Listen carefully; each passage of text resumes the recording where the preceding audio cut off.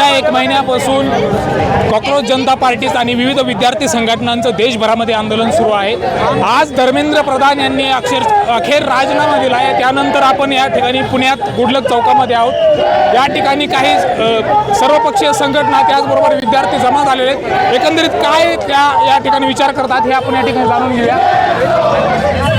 काय तुम्ही love you gen Z you did it असं म्हणताय, काय धर्मेंद्र प्रधान यांनी राजीनामा दिलाय, काय वाटतं तुम्हाला?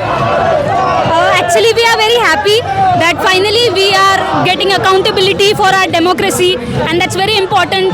Abhijit Dipke and his team, all the CJP protesters, all Gen Z have really made it, and we are really very happy because after 12 years we are finding accountability in our democracy, which is actually a superb thing, and really this is just a beginning.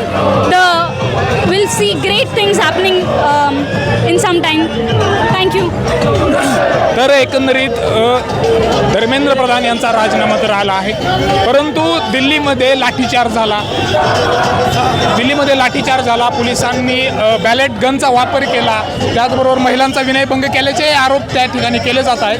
मग या सगळ्या पार्श्वभूमीवर धर्मेंद्र प्रधानचा राजीनामा आला, मग हे सगळं संपलं असं वाटतंय का? 19 तारखेला आणि 20 तारखेला मी स्वतः दिल्लीमध्ये होतो। स्वतः ज्या लाठी आलेल्या विद्यार्थ्यांच्यामध्ये मी सहभागी होतो। म्हणजे मला सुद्धा पोलिसांनी मारलं होतं आणि माझ्या समोर विद्यार्थिनींच्या वरती अत्याचार झाले होते। मुलींना अक्षरशः अशा पद्धतीनं मारलं होतं की पोलिसांनी काही विद्यार्थिनींना तुडवलं, अशी परिस्थिती होती। त्यामुळे असे आरोप नाही, ही सत्य परिस्थिती आहे आणि हे सगळी सत्य परिस्थिती मी स्वतः डोळ्यांनी बघितलेली आहे। एकंदरीत हे सगळं जे काही पोलिसांकडून झालं, या मागं कोण आहे तुम्हाला असं वाटतं? या मागं नरेंद्र मोदी आणि त्याचबरोबर त्यांचा पूर्ण पक्ष आहे। या अत्याचाराबद्दल गृहमंत्री अमित शहा जबाबदार आहेत की अशा प्रकारे दिल्ली पोलिसांना त्यांनी कारवाईचे आदेश दिले, विद्यार्थ्यांच्यावरती अत्याचार करण्याचे आदेश दिले आणि आंदोलन मोडून काढण्यासाठी त्यांनी सर्व प्रकारच्या बळाचा वापर केला। तर यांना मी जबाबदार ठरवतो।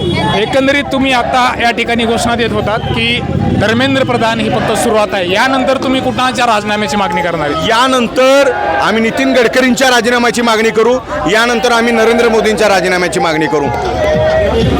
आपल्यासोबत काही प्रोटेस्ट आहेत, काय सर काय सांगाल तुम्ही? माझ्यामध्ये आजचा दिवस हा सुवर्ण अक्षरात लिहिण्यासारखा दिवस आहे। आज आपल्याला एक आशेचा किरण मिळालेला आहे।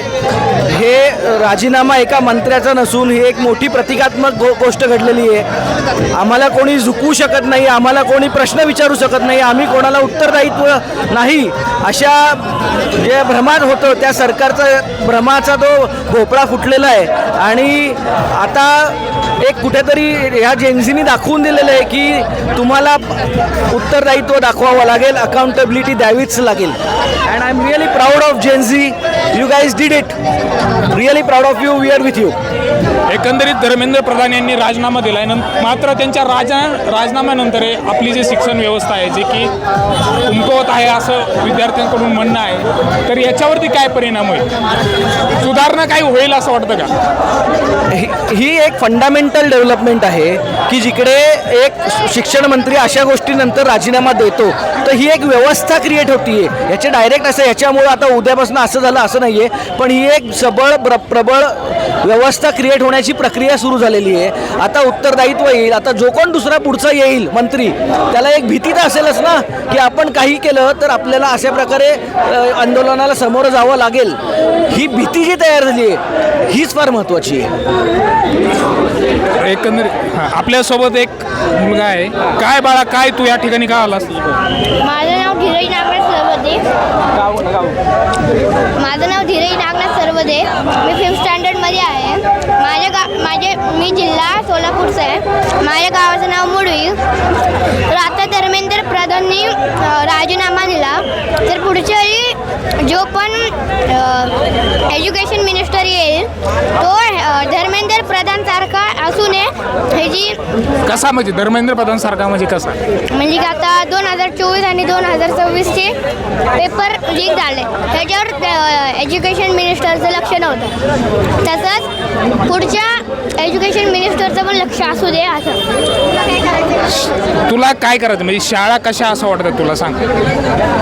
शाळा की जसं आमच्याकडे लक्ष आणि पुढच्या भविष्यात आम्ही काहीतरी असं सक्सेसफुल मॅन नाही तर MBBS डॉक्टर काहीतर सक्सेसफुल. तुला काय व्हायचंय भविष्यात शिकून काय होणार आहेस MBBS काय? Doctor MBBS. डॉक्टर MBBS होणार आहे. तर या सगळ्या कारणामुळे तू नीटच्या आंदोलनात सहभागी झाला का? हां माहिती आहे नीट कशासाठी?